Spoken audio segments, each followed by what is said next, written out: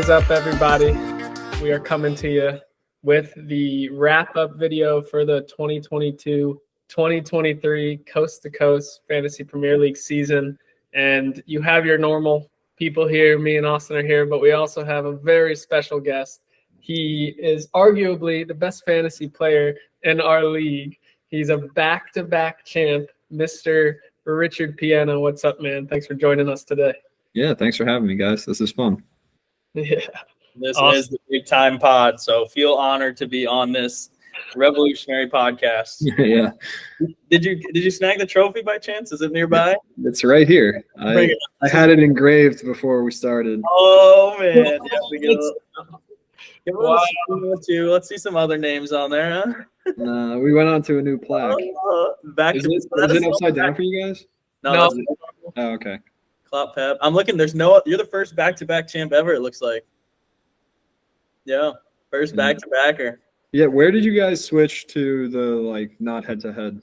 Oh shoot, I don't even know. We'd have to look on that. Because I think I did it. I know I did it the year with you guys when Leicester won the Premier League. Wes Morgan was a sneaky pick in the back. Yeah. Wes Morgan was amazing. Robert Huth was amazing, and then anybody who had Mahrez and Vardy from week 5 on, they killed it. I do recall I actually had Uliola. I don't know if that's how you say his name. I know it's wrong, but he was the second striker, and I needed a cheap striker buy. And in the game week 1, I had him instead of Vardy, and I was going back and forth. Yep. And then I was I was too stubborn to get Vardy till mid-season. I remember being super stubborn, and when Vardy was on that tear where he scored 11 games in a row, I think it was. Yeah, I remember that. Yep. Refused. He's gonna cool off. He's gonna cool off. Never cool. So at least then you guys were doing head-to-head, not total points. Yeah. Now Holland's coming, shaking it all up too. But the psychology, man, the psychology of FPL is something about it. But Logan, you wanna pull up the table too, and we can kind of take a peek at that, see some late flurries and some late fizzles as well across the league. Yeah, I think there's a few interesting talking points here. I'll pull up the table and share screen. But yeah, I definitely like the total points system better. I think it's more of the Premier League vibe. Head to head is more of fantasy football for me. Yeah. This game is definitely meant to be played as just total points. Yeah. All right. So here's the table. FPL American. Richard, congrats again. Top of the table. Another stellar season. 2,500, over 2,500 points, which is pretty good. Austin also broke 2,500 in second place. Then we had Barksonal, who hung around at the top of the table for the latter half of the season. Yeah, he's the one that had an incredible run, right? He was he the best second half team of anybody? I think I took that from the Dow actually for when we started with the Dow in 20. Yeah, that's what I mean. Yeah, I think I barely edged him out. I mean, we can. Yeah, Austin ended up being. Austin had a good last few weeks. This 136 week was pretty crazy in game week 36. But yeah, the funny thing is, 8 teams beat the Dow. Was I one of them? You were one of them. Okay. One team tied the Dow. So my dad ended up tying the Dow, but you have to beat the Dow. Jammers. You can see the row here at the bottom. So, I mean, everybody's names are at the top. Levi Colwell is my favorite player that anybody's owned all season.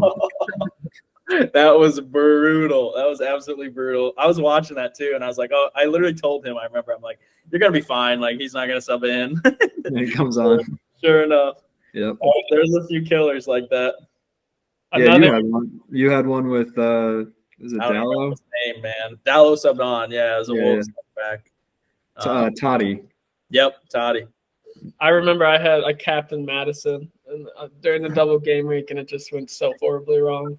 Yeah. I really thought he'd come through. Another good one is Che Moneyman. He went from bottom of the table to surviving the relegation in the last 4 weeks because he kept Kane captain.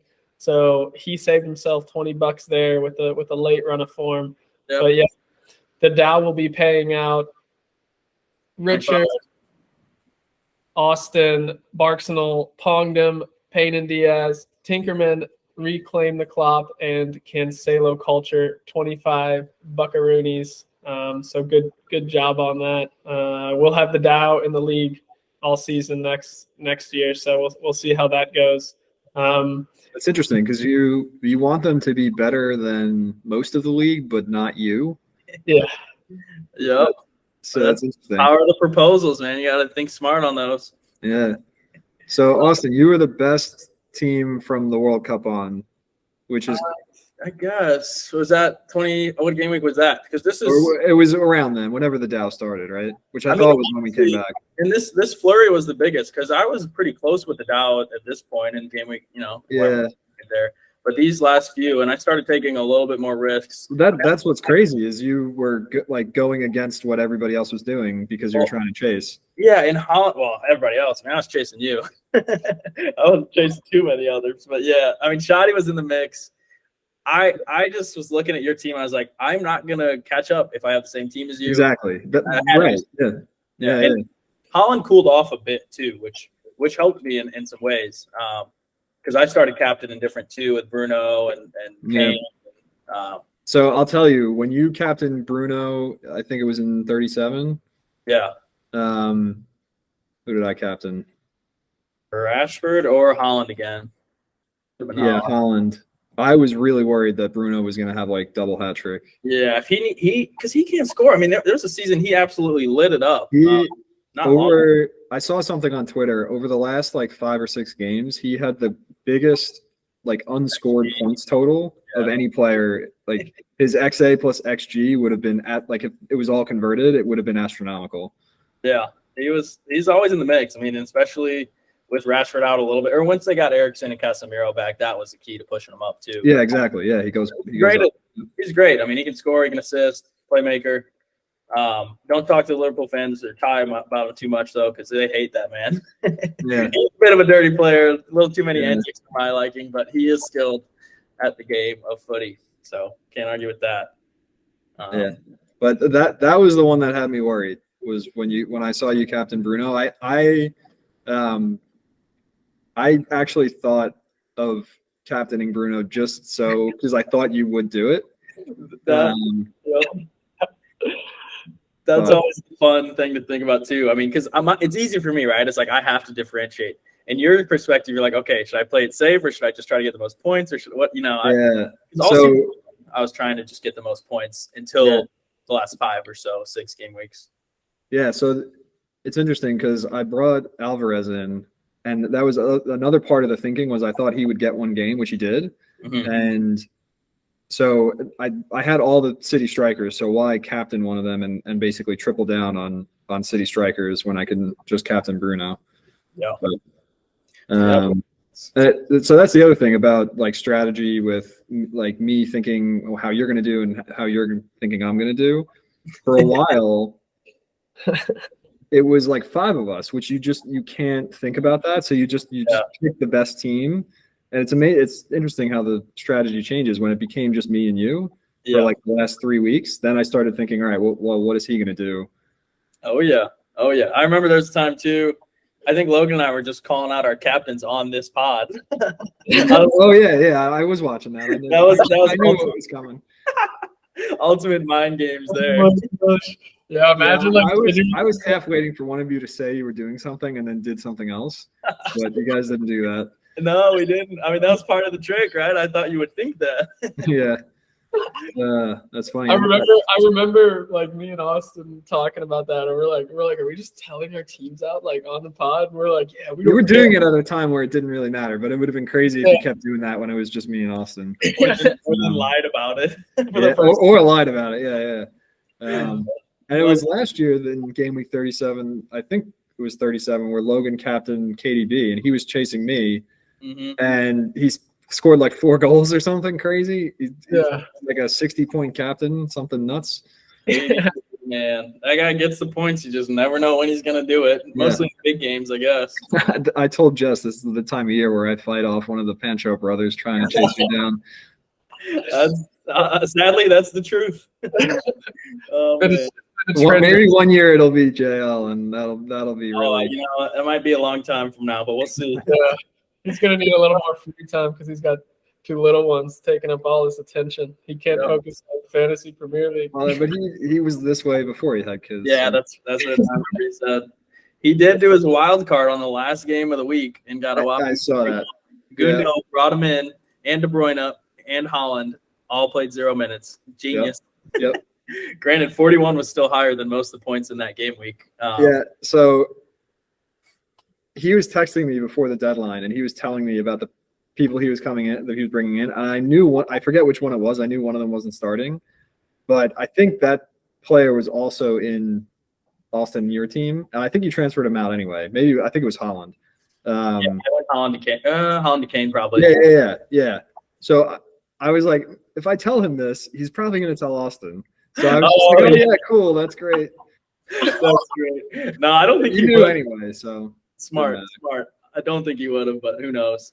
But yeah, Jesus was a big bring in for him. He got 12 on that day. I did some crazy stuff at the end as well here. I know I'm zipping around, but I mean, Jesus and then Bruno, that wasn't too crazy. Brentford snuck me a little sneaky clean sheet against City, which I don't know. I had a feeling that would happen. I mean, when the title's wrapped up, it gets so hectic too. And, so you brought in Jesus. I thought you would bring in Eze because he was crushing it and he was playing. He was, and it was easier game. He was playing Forest at home. Palace was home, and Forest had the worst goals away record of any team. So I thought for sure you'd bring somebody in from Palace. I knew Arsenal would pummel Wolves. I thought just to he's an Arsenal fan. That's why he brought it. A little bit of that. They had to respond. Wolves they were on the beach already for like 3 weeks. They got up safe from relegation. They had nothing to play for. Arsenal needed a good note for the fans. Bringing in Rashford did not help me at all, and he blanked. And that was your captain, I remember. So that was silly of me to do, but I was fearful that Rashford would score a lot. Yeah, so this whole game week, all my decisions were based on what I thought you would do, and I got every one of them not right. Kane was obvious. Everybody was going to do that when you knew that Haaland wasn't playing, but I thought you would captain Rashford because he was playing Fulham. Yeah.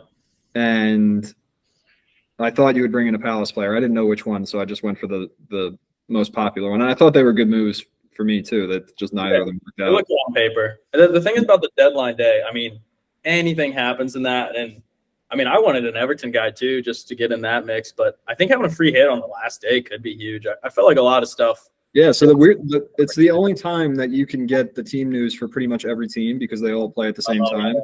Yep. But with the captain thing, Kane had been scoring 1 goal every game pretty much, but he didn't have any big games pretty much all season. And Rashford had a couple huge games. So again, that's kind of why I went Rashford over Kane for the captain. Kane was literally like a 7-point merchant all season. Yeah, it's crazy. Almost a guaranteed 7 or 6 or more. I mean, looking at this.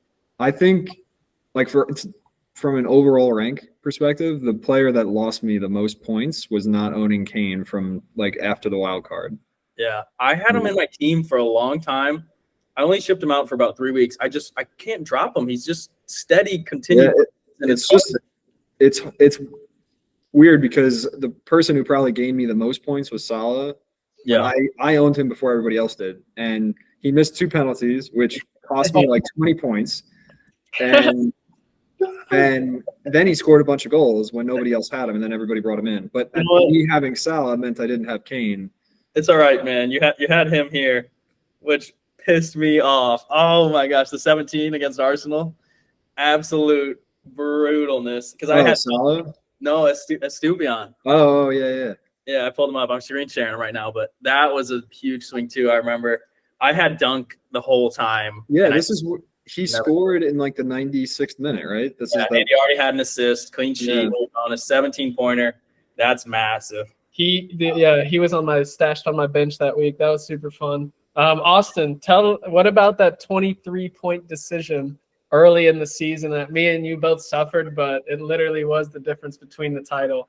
Yep. So here you beat me by 21, Richard. We got I have it up here. Weird. I didn't know this was gonna be here. Game week 9, Holland, 23-pointer. I captained none other than Raheem Sterling. Got me a nice 2 points. What week is this? This is game week 9. This is before we knew Holland was inevitable, even though we did know. I just thought Man U was going to turn up on him. This was I captained Holland that week. Oh yeah. Most people did, really. Logan and I thought we were trying to be cheeky. Yeah, me and us were trying to be cute. Is this where he had the back-to-back hat tricks? Yeah. I think so. He had 3 goals and then 2 assists. It's not. So he did have a hat trick, but this was not the back-to-back hat trick. So that was weeks 4 and 5. Yeah. So I think I had him for that. I remember waking up and being like, all right, we're gonna get moved to the top of the table because we're not captain in Holland. And then we sit down. I think City has kind of an early game, and we're just watching Holland score a hat trick. And I'm like, I remember we were watching together. Oh my god! You captained what, like probably Madison again, Logan? Yeah, something really good, probably. Well, but Madison scored a bunch of points that week, so it probably wasn't Madison. Yeah, true. Never mind. It wasn't Madison. Definitely wasn't Madison. Yeah, 18.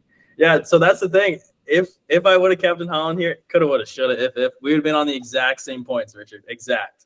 So 23. Sterling got. You can do the what if game for like 100 things. Over the last billion since the World Cup, I lost over 40 points to missed penalties. Just missed penalties. Yeah, that is brutal. Yeah, Mitrovic had missed a few for you too throughout the season, I think, right? Who? Mitrovic. Oh yeah. So, but his was before the World Cup. So I lost points on him doing that when he like fell down and double hit it. I was watching that live and I like melted in my couch when that happened. And then Salah missed 2. Yeah. That's a lot. I had 2 others that were misses. It all comes out in the wash. Yeah. All right, you guys want to hear about my game week 9 team? I captained Tony, who got 2 points as a captain. He got like a late yellow card. And then I had Holland, I had Madison, and I also had Foden, who got a hat trick as well, I think. So I would have had like a 120-point week if I captained Holland that week. But honestly, I feel like this season was kind of cursed for me. Like I tried so hard and just made so many wrong decisions. So I'm Did you feel like when you fell behind and you were trying to do things differently than everybody else? Yeah. I also feel like I completely misplayed my free hit. I like got excited coming back from the World Cup break. Like I was like, Mudryk is about to light this world on fire. That's just such a dumb decision. Yeah, that's actually something else we should talk about because who finished? Somebody finished high and didn't use their wild card from the World Cup. Oh, I believe it, but I think it was them. That first when we got that extra one, I mean, you needed it coming back, but I think maybe they didn't use their first one. You're saying, or they didn't use? No, they didn't change their team during the wild card. I'm pretty sure. Oftentimes, not changing is the move. Speaking of minus points, I mean, is your philosophy on that? Anything strong feelings there, Richard? I mean, I tell myself every year I'm not going to take any, and as you can see, I took 56 on this because this is a cool recap email. I don't know if everybody's seen it, but cost of transfer. So you did 56 divided by 4, right? Well, I think that's for how many I did. Yeah. So I did 1, 2. I did 14, and I did 2 in the last, 2 in the last game week as well. You took 14 hits, Sauce? Yeah, I took 12. I took 10. Nice. Yeah, I mean, it's so tempting sometimes, but you think about it, I mean, you have to 12. Double return essentially just to make it up. Well, so a lot of my hits were in like blank or doubles. So you're sort of already guaranteed 2 points of the 4. Yeah. So, and I try to like evaluate each one on its own. But there's a couple cases where you're making a hit to make a double transfer that you'd only be able to make the first transfer if you make the second one. So you should evaluate them together because you wouldn't have been able to make the first one. So sometimes you can come out on top in total because you wouldn't have been able to do either move without the hit. Write that down. You heard it here first, folks. No, yeah, I think taking a hit, there's always a lot of pros and cons to weigh. But like you said, doing them in the double, or the blanks. That pretty much guarantees you get some points back. And then from there, always got that hope that they'll go off. One other thing. In most cases, if you're taking out a player who's either not playing for somebody who is playing, you're more likely to come out on top on that than not. And if you're taking out a player for somebody who's likely to start twice in a double, then you're also probably going to come out on top. Yeah, a lot of the Brighton doubles. That was also an interesting one, just bringing in more Brighton guys or less. And then they started their rotation. It was hard to navigate that, I would say. Yeah. But that was big swings a little bit there. But it seemed like, every time Matoma did something, McAllister did something, and like it kind of seemed like it evened out a bit. Yeah, I had McAllister when Matoma was scoring, and I had Matoma when McAllister was scoring. Yeah. So something else that's really interesting is that if you remember the whole March debacle with the goal that was scored and the points that weren't given. Yeah. So the guy who won. Oh, yeah, I saw that. The guy who won the whole thing came in first overall rank. He would have lost, right? Well, it's not clear, but it definitely would have been different. So he won by 5 points. So the guy that came in second was 5 points behind him. And the guy who won did not have March in that game week. And the guy who came in second captained March. Oh, that dude, he would have won then. He would have won. But that's not the end of the story. So that's a 10-point swing in the favor of the guy who came in second, right? Because he would have had 5 points times 2. Now, the bonus was March was not like shown on the table. So it's possible he would have gotten one bonus, but not likely. Then it's probable that Matoma would have gotten the assist had the goal been given to March.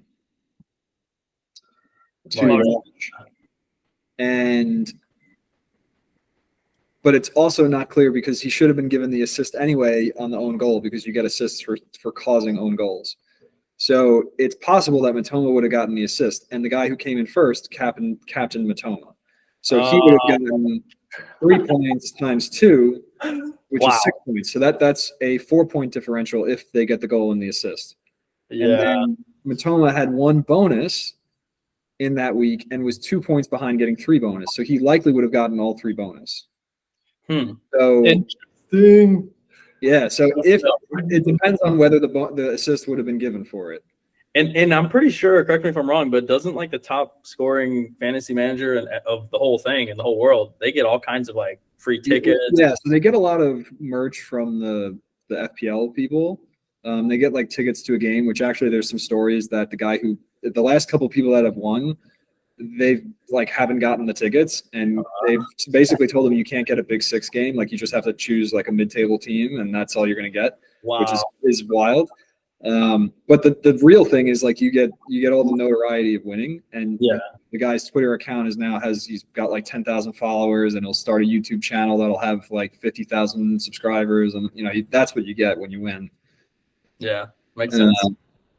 But yeah, that March thing had me really heated when it happened. I was so angry. He was in my team as well. He was mine too. Yeah. It wasn't even like a league thing. It was just like we play a game where you pick the guys to score the goals. He scores a goal and they don't give you the points. Yeah, it's super weird. So this video doesn't drag on crazy long. Richard, as just a solid fantasy player, we want to just pick your brain on a few things. And the first thing is information sources. What's helping you choose your team each week? I know that Barksonal, it literally has a podcaster that he won't tell me who it is. There's a lot of podcasts. Yeah. I'd say my main source of information is Twitter, and for like day prior, like news conference stuff, lineup information. So there's like a whole community of like all these Twitter accounts. So I get a lot of information from them, and then there's like a bunch of YouTube channels that I follow that they'll like disclose their team and the transfers that they're planning on making, but I basically like crowdsource everybody's ideas against my own. And I don't ever like pick something because one person said it, but I get a feel like which way the community and like the really engaged managers are going and decide whether I agree with that or not. And in places where there's not like a accepted best move, like if there's 3 or 4 possible moves that the community is split on, then I'm sort of see the arguments and weigh the arguments and pick which one is best. But I'd say getting a sense of what the community is doing and then making my own decision from there. Any superstitions, Richard? Like for a couple seasons, always never wanted to captain a player in the first game of the game week. Yeah, a lot of people say that. No. No superstitions. All numbers, all data. I mean, didn't Holland play the first game when he scored 100 points? And It probably was. Talking about that. Yeah. It probably was. I do. It is nice though. I think it's just such a great feeling if you have your captain the last game week, so that you always have hope. You never lose hope of the game week if you have your captain late. But it can be pretty demoralizing for that captain to blank on the first game Saturday morning. You're dumb. Yeah, that's true. But that never plays into the thinking. Yeah. Oh, that's a fun one. A few of my favorites are Let's Talk FPL. His name's Andy. He pretty much just overthinks with you during his videos. Yeah, I like his like stream of consciousness stuff. Like he just like gets me in the thought process of FPL. I definitely listen to him. Yeah, and then FPL Raptor. They're often the people or the guy I look to get early City team news. Yeah, Raptor he's very like stats driven. Very like during when everybody was picking 2 of the 3 Brighton midfielders, so March, Matoma, and McAllister, he was very anti-Matoma. And that definitely influenced me. And when Matoma was scoring all the points, I didn't have him. And because he was massively outscoring his XG. And yeah, he had very low chances, but he would convert at a high. He was scoring bangers from outside the box pretty much every game, and then that stopped. And I think I got Matoma when March got hurt. Yeah. Do you ever look at the scout, like just the generic scout, and wait the FPL stuff? Yeah. No, actually, a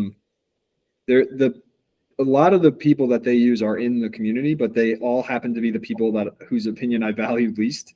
There's a couple people that I actually think routinely give bad advice and for bad reasons that they have. So no, I don't listen to them at all. Fair enough. And then how about overarching thoughts on chip strategy? I think that's something that there's a lot of different kind of, going into a season, having a rough plan of using all of your chips. Yeah. What is the framework? Yeah. The one that has no plan is the first wild card. So if my team starts off well, I don't wild card, and if it doesn't start off well, I don't wild card. The only thing I won't do is a wild card in like game weeks 2 or 3, unless something massively changes. So for instance, if like Holland got injured and then like another big striker who's like 12 million comes into the league during the transfer market and you need to like completely retool your team then that would be a reason. But other than that, you spend all this time like preparing your game week 1 team and then you don't do well game week 1, you probably shouldn't wild card in game week 2. It's like just let it ride for a couple weeks. It's going to be all right. Some decision to wild card. All right, wild card immediately. Yeah. Sterling should have shipped him out. So, because usually there's a point at where the fixtures swing, where like you've set your team up to be good for the first 6 weeks or something like that, and then the fixtures will swing, and you'll need a different set of players, and that's usually like the general timeline. But I don't really have a plan for the first wild card, and then the double game weeks usually start like January, February, which is where the second wild card, the free hit, triple captain, bench boost, all that starts to come into play. If you can only have one, if you only get one for the most points, what are you going for? The wild card is definitely worth the most. Wild card? Yeah, well, yeah, that's cumulative. I guess one game week, though. You have a preference on one game week? The one free hit is worth the most. Free hit? Yeah. Yeah. Because the wild card can kind of pair with the bench boost, too, if you can get all playing players a little bit. But Yeah, this year, everybody wild carded. I say everybody, like all the engaged Yeah. Twitter people, like the Twitter world, wild carded, like right before all the doubles. And I thought I had a good enough team where I could take like 2 or 3 hits and get to pretty much the same team that they were wild carding to. And the only sacrifice I had to make was not having Kane, which is really hurt me. And then I was going to bench boost with the team that I built taking hits, and that kind of worked out. I had a good bench boost. It wasn't incredible, but I had good double game weeks without having Kane. And then I wild carded out of it so that I didn't have a really expensive bench. And like I would have done better had I wild carded first into a bench boost and then just slowly gotten out of it using hits. And that resulted in my free hit being not very good. I feel like fantasy, the thing that always happens is like hindsight is so 2020.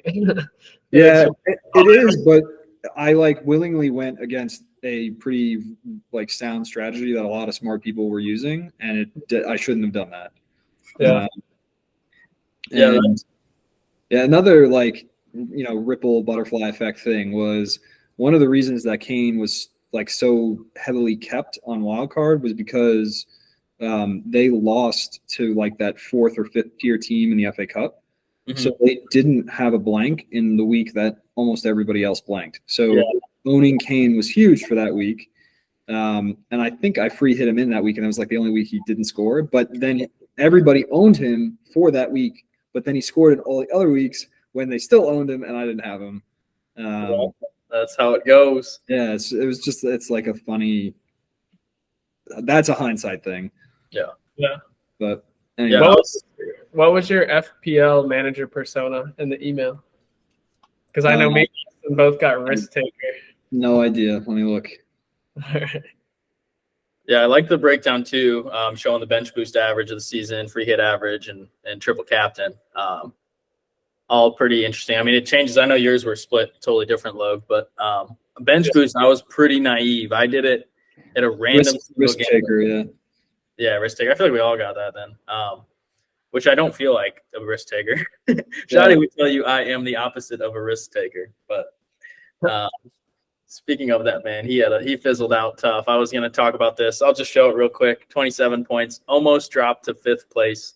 Captained Eze, so he was on the Eze train in that last game week you were talking about. But he petered out pretty bad because he was in that 2nd, 3rd commanding, and he was only Mr. Santel, a heck of a surge. He was only 6 points away from top 4. So he won the league 2 years ago. He's a champ. That was a crazy season he had. He had like 4 straight weeks in a row where he brought in a defender and they scored the week he brought them in. Like Dawson, like thunderbolt header from the gods when he brought them in. It was unbelievable. Well, Richard, I think Logan said that you told him all the Venmos are in. Do you have confirmed jersey plan? Or are you still, are you waiting to get a Messi Inter Miami one, or what's the deal? No, I'm definitely not doing that. But so I think you hear my cat screaming. I don't have a national team jersey, which is like the gaping hole in my soccer wardrobe, but I want to wait for the World Cup jerseys to come out. So I think I'm not going to get that. And I don't really want to get a Spurs jersey because they're the team I follow, and I think they're going to be mid-table for the next 5 years. So I think I just want to get a player that I like and for a team that I like. And so McAllister for Argentina. I've always been a Messi over Ronaldo, but I also don't want to be like have the Messi Argentina jersey like everybody else. So I figured a Premier League player, an Argentina jersey with the 3rd star, that'd be pretty cool from the year that they won. And McAllister was in my team for like half the year. So. That's awesome. Yeah. That's like what Andy does. He has a wall, I think, and he puts photos of his favorite fantasy returners, like a random Estupiñán, for example, might go up. He said when he got 17 against Arsenal. Yeah, and McAllister out there from like the 4-goal game or something. Yeah. Yeah. So I haven't bought it yet, but I think that's what I'm going to do. Yeah. Be fresh. Nice Liverpool. Liverpool man now. Yeah. Yeah. I don't really dislike any Premier League team, even Arsenal. Like, I know as a Spurs fan, I'm supposed to hate you guys, but like, I love. I mean, it's fun to watch. I love Mikel Arteta. I thought he was going to be phenomenal. I thought he was going to be a huge success, and that last year was just growing pains. And I didn't think they would challenge for the title this year, but I thought they'd be really good. Anyone did. I mean, I had them in 4th in a league that I was not in a league. I did like a prediction thing. Yeah, prediction. We used to do that. Yeah. We should. It's a cool. Let's see if I can pull it up. We could probably add that to our league. Yeah, whoever wants to join. But yeah, I mean, it was a fun season. I think I've been talking a while, so gonna kind of wrap it up here. But to put something into perspective, I was in the top 7% in the world, and I came mid-table in our league. So the standard is just rising. So that's gonna be fun. Yeah, I mean, there were 5 people that could still win. They were within 20 points of each other with like 6 weeks to go. Like, that's crazy. Yeah. And we all finished, like, I think I finished just outside the top 100K, and Austin must have done the same. Yeah. The strength of the league is definitely increasing. It's on the up and up. I think we're going to have a few more additions next year. There's a few more people that want to hop in. Hopefully there'll be people that pay attention to their team, because that seems to be what separates the bottom from the top in our league. Yeah, definitely.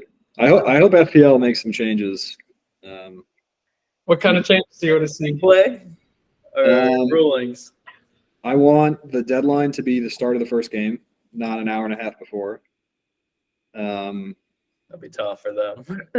Well, I don't know what takes them so long to like restart, but because there's so much value in knowing the lineups. Yeah. Because it used to be an hour before, and like you would definitely get the lineup for the first game. But now it's like a giant game to like who's leaking, and is somebody giving like real information or just faking it? Yeah, it's terrible. And if like somebody really has information, that gives you such an advantage over everybody else. So, do you hear my cat screaming? That was the first time I did hear that. It sounded pretty loud. So I think they should change that. I think everybody's price should be higher this year. Like, we should not be able to have a team of 3 City, 3 Arsenal, 3 Liverpool, 3 United, and then like one Brighton player. Like the Arsenal price increases could be very interesting. Yeah, they were budget. All of them were budget buys. Yeah. I mean, they definitely overperformed. Absolutely. They played like 10+ million players, but they should have been priced at like 8.5, 9. Yeah, so we'll see. They'll probably be right around there next season. Yeah, I think they'll all be 10 million. And Holland will be 20. So Holland will definitely not be 20, even though he should be. I bet. Yeah, what did you say? 12? I think he was 11.5. I think he'll be 12.5 or 13. I think he should be at least 15. Do you think Mo should be more than him? No, definitely not. Not well, yeah. Well, what do you think he will be more than him still? Because Mo's been sitting at 15, right? I think they'll both be either 12.5 or 13. Yeah, keep them the same. Like one could be 12.5, one could be 13, or vice versa, or they could both be 13 or both 12. If Kane leaves next season, if Kane goes to United, I think he should be the same price as them as well. We'll see.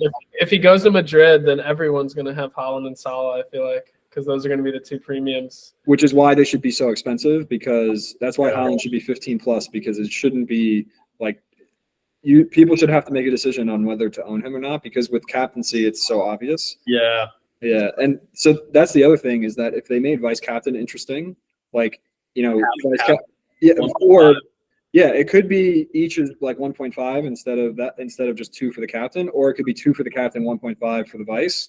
That'd be cool. That would completely change the structure of everybody's teams, because now everybody has 2 premiums and they flip the captain between the 2 of them. You'd need at least 3 now. And if on top of that, they're so expensive, you'd blow half your budget on your three captain rotations. That's what I do normally. Yeah, but yeah, it would make it more interesting. Yeah, Well, we'll see what they do. I mean, I think a lot of times there was teams that were, stacked and you still had money in the bank. I think that shouldn't be the case. I think that's kind of what you're saying. Like prices just need to be higher. It's just across the board. Yeah. But no, I'm excited for next season. We'll see what happens in the transfer market. There's going to be a lot of things happening. I hope Kane goes to United, actually. For fantasy purposes? For just him. For his sake. Yeah. Maybe I want him. Yeah, I think it would be really cool if he takes United back to being better. I mean, they don't need much more than Kane. I mean, they need Kane bad, and then I think it's center back. I think it's really strange that they're not like just absolutely going.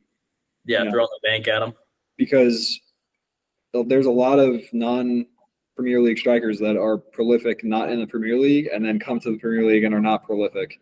Yep. So I mean, Lukaku's done it twice, and so I don't know why they're not just choosing the guy who scored on a team that was guaranteed 20 goals every year for the last 5-6 years. He scored 30 goals on a team that was terrible. Yeah. I think my dark horse player for next season is going to be Darwin. I think he might settle in and be decent next season. I know it's right now, but I can see it. Ty has been pain in the ass. Darwin, I think, had the most wasted chances of any player in the season. He had the worst XG over underperformance. Honorable mention to Havertz as well, because Logan, I think, still rates him. I don't know. I don't really rate him. He pissed me off. Kai Havertz. Oh, he's terrible. he's absolutely terrible. All right. Well, I mean, at the very least, they're playing him out of position. He's not. I agree. I do agree with that. He's probably the second striker in a front two or something like that. I agree. He's got too much on his plate. I mean, everyone on the Chelsea team does right now, but he was playing the 9. He shouldn't be playing the 9. 9's not for everyone. Yeah. Your cat agree? Your cat doesn't rate Havertz either. No. Well, there we go. All right, I'm gonna click the stop on this recording because I think we can chat about fantasy all night. But it was a very fun season. We'll be doing it again next year. Congrats to Richard. You will see the Dow payouts in your Venmos soon for everyone that beat the Dow. And we're also going to have a vote on what charity the league should give some funds to. So keep an eye out in the chat for announcements about that. But yeah, I think that's pretty much it. But thanks for everyone for joining the league. I know we have a lot of fun with it. We'll be back next year. Thanks, guys, for organizing. It's a lot of fun. Oh yeah. Keep it rolling. Raise the level even more. Yep. Go. All right. End that recording. If anyone's even still here at this point.